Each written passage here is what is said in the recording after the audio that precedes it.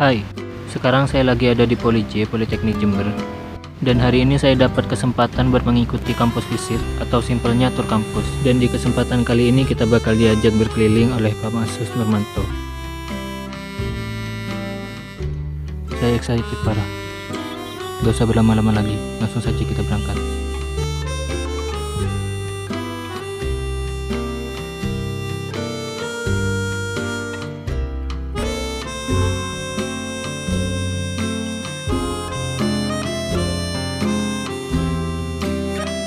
Assalamualaikum warahmatullahi wabarakatuh. Dokter dari media. Perkenalkan Pak Budi Prasetyo. Beliau adalah Kepala UPT Pengembangan Pertanian Terpadu, salah satu dalangnya soal peternakan. Saya akan menceritakan awal daripada kegiatan produksi ayam lokal unggul Poli-J. Jadi produksi ayam unggul Poli-J, kegiatan ini adalah dalam rangka menyediakan ayam lokal. Jadi kita memang sesuai dengan visi dan misi program studi, kita ingin mengembangkan ayam lokal yang ada di Jember. Jadi ayam lokal yang coba kita kembangkan di sini ingin menyilangkan ayam lokal unggul dengan ayam ras. Harapannya muncul strain atau jenis baru yang nantinya bisa memproduksi daging ayam lokal yang tentunya memiliki beberapa keunggulan.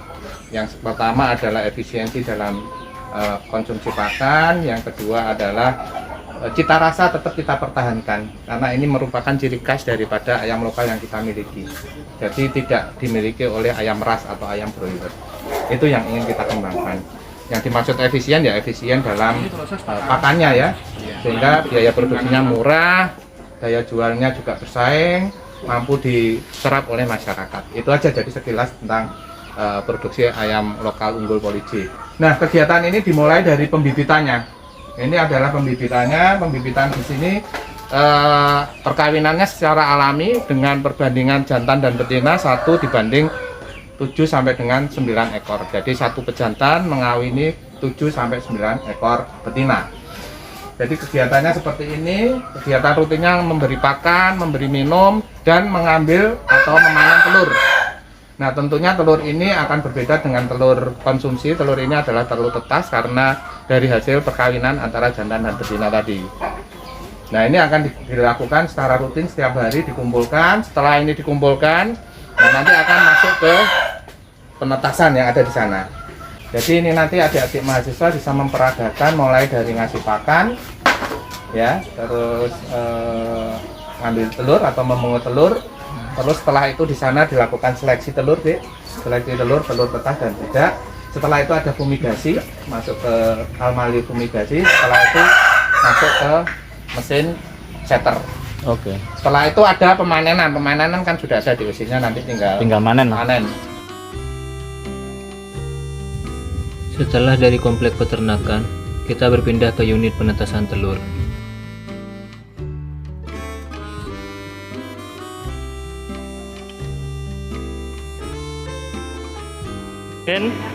Untuk yang di sini akan kita mulai dari tadi ya, telur yang diambil di kandang.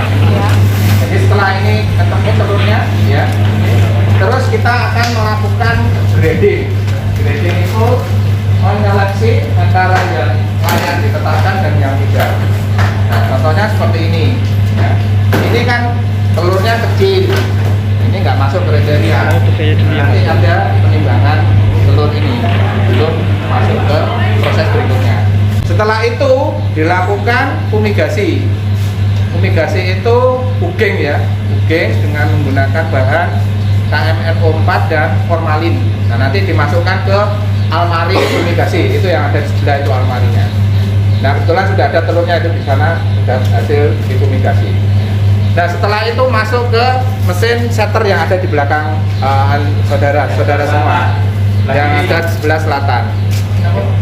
Itu mesin setter untuk inkubasi atau untuk inkubator selama 18 hari kalau untuk telur ayam. Setelah itu kita pindah ke hatcher. Hatcher itu selama 3 hari. Nah, rak untuk setter dan hatcher ini akan berbeda. Kalau yang ini untuk yang setter, yang ini untuk yang hatcher. Jadi untuk yang setter sendiri itu untuk menempatkan telur seperti ini. Sedangkan kalau yang hatcher seperti ini. Nah, kenapa bentuknya berbeda? Karena yang di setter ini terjadi proses pembalikan telur. Jadi telur akan dibalik setiap 1 jam sekali secara otomatis. Mesin ini akan bergerak bolak-balik seperti itu, 45 derajat, 45 derajat, seperti itu. Itu setiap 1 jam sekali. Nah, posisi telurnya di mana? Posisi telurnya nanti di dalam ini. Oh, di dalam. Nanti ditata di sini. Nanti dimasuk di dalam sini. Iya, masuk di sini telurnya. Nah, setelah itu, setelah 18 hari, telur akan kita pindahkan dari sini ke sini. Nah, nanti bisa dilihat seperti ini, Pak. Nah, ini dia proses membalik. Dia akan bergerak terus setiap 1 jam sekali. Ya. Oke, kita menuju ke hatcher. Kok nggak warna-warni ya? Iya, beda-beda warnanya.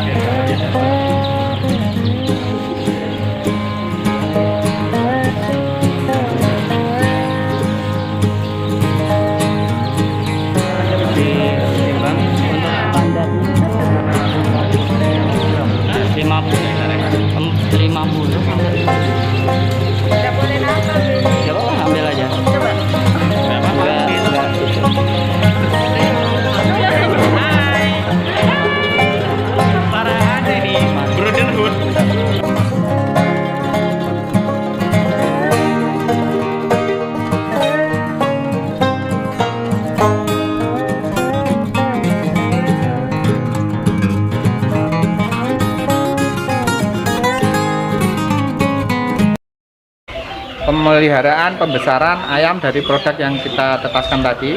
Nah, di sini ada 3 perlakuan yang kita ingin lihat. Perlakuan berdasarkan warna bulu. Ada putih bintik hitam, ada hitam, terus ada coklat. Nah, dari ketiga warna ini kita berikan perlakuan pakan yang berbeda. Nah, bagaimana performanya? Nah, ini masih diteliti sama adik-adik mahasiswa.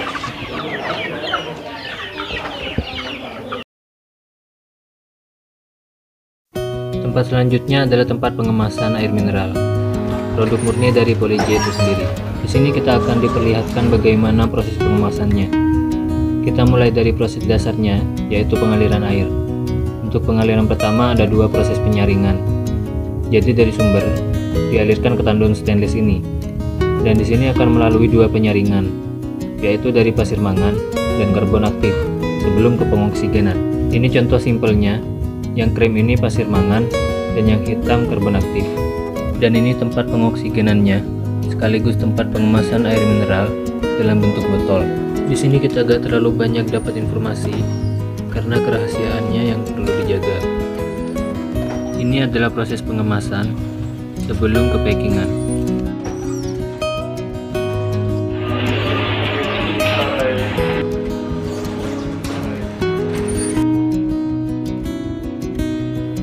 Sekarang kita mau minum langsung dari pabriknya gitu teman-teman, dari tangan pertama gitu ya.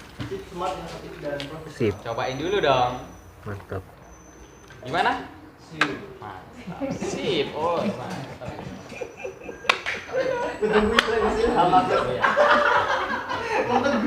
Kardusnya.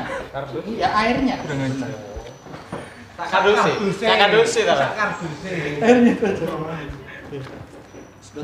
sedotan nih. Mantap. Dijual terpisah.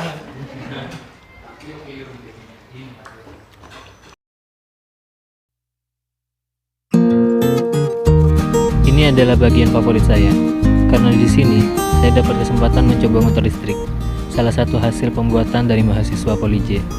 Tapi sebelum lanjut, saya mau menunjukkan sesuatu.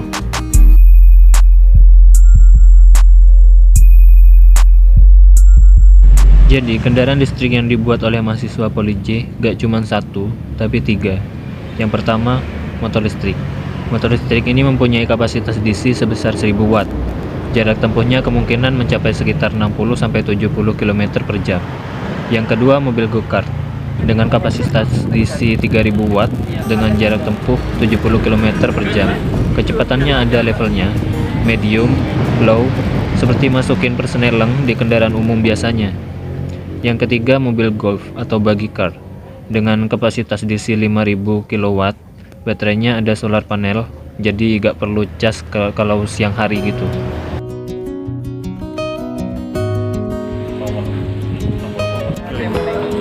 Saya mau naik ini guys ya.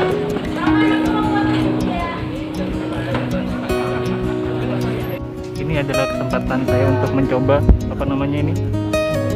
Apa namanya? Oh iya, motor listrik. Motor listrik. Jadi untuk kesempatan ini saya akan mencoba motor listrik ini. Kalau melihat sedikit. Ini adalah inovasi baru oleh Polije. Iya, gitu. Oke, mari kita uji.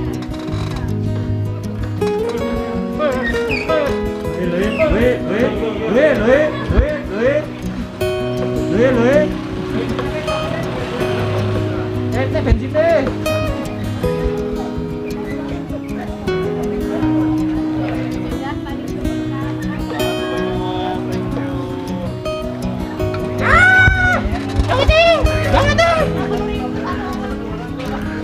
Kok enak ya?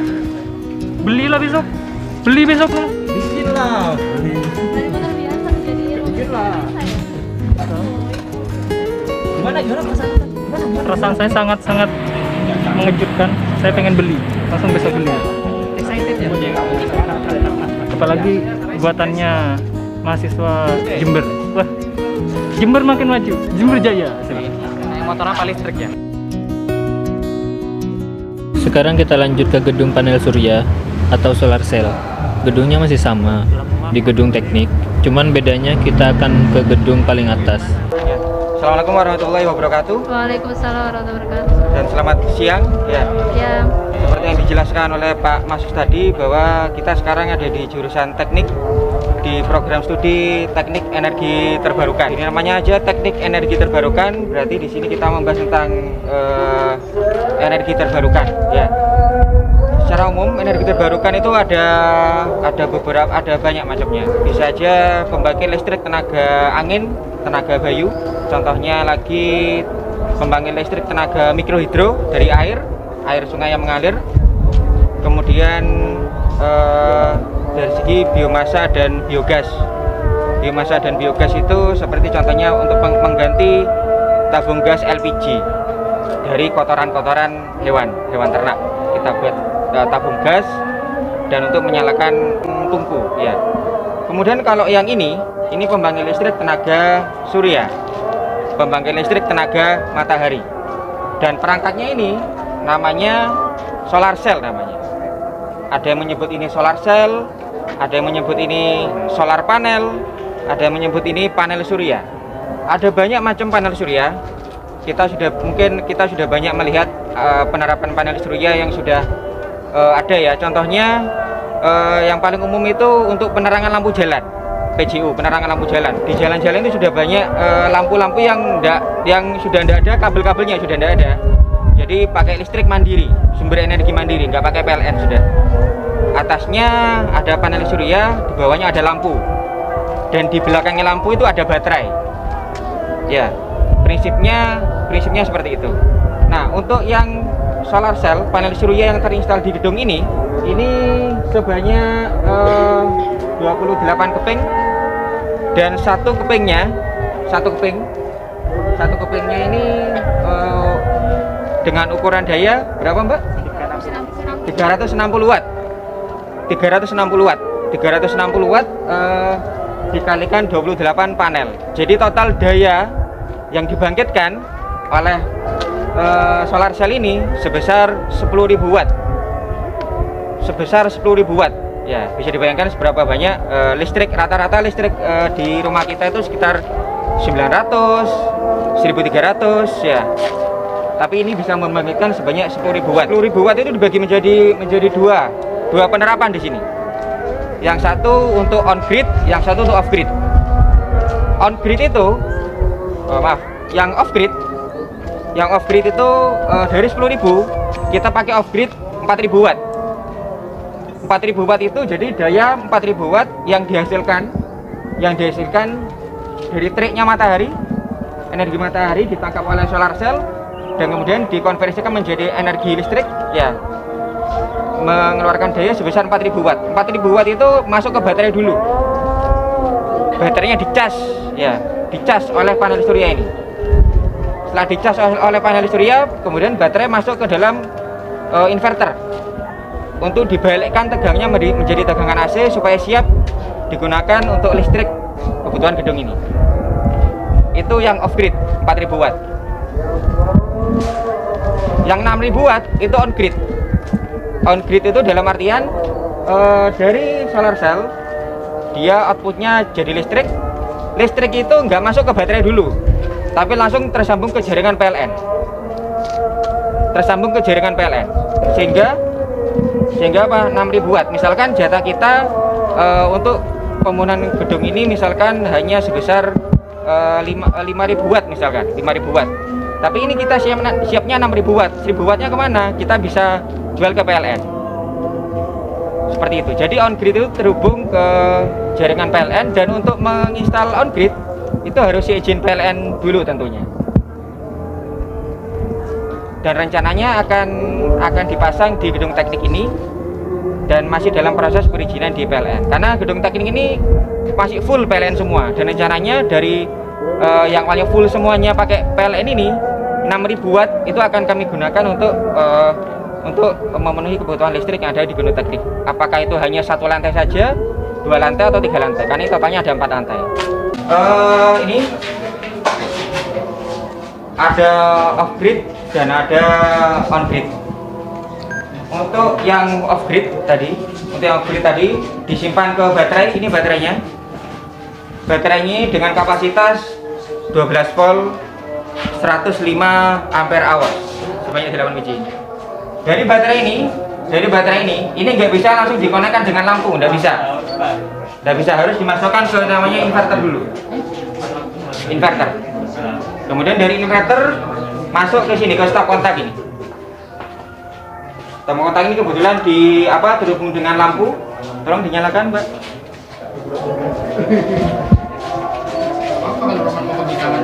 Nyalakan semuanya.